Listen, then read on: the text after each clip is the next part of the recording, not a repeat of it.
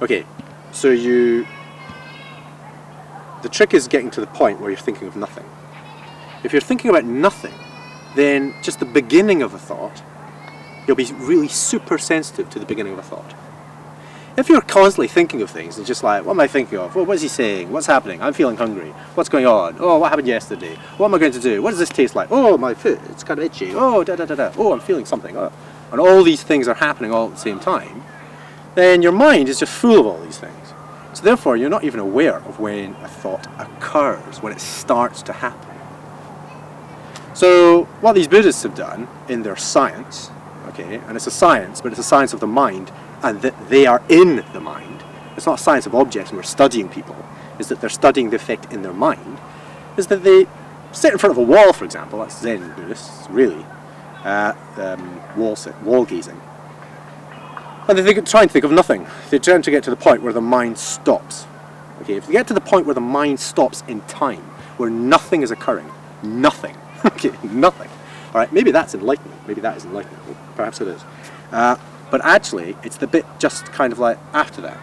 What do you do? After that nothing, what is the thing that you think? And what they do is they have sutras. And these sutras are like formula. And if you start thinking things, where does that thought come from? And it's not external. It's not like somebody, like now, I'm talking and you're listening. There's no external person going blah, blah, blah, blah, blah. A thought occurs. Where? If you're sitting there with a wall, with nothing in your head, and then suddenly a thought occurs, where does it come from? Where does it come from? And where it comes from is somewhere within. Okay?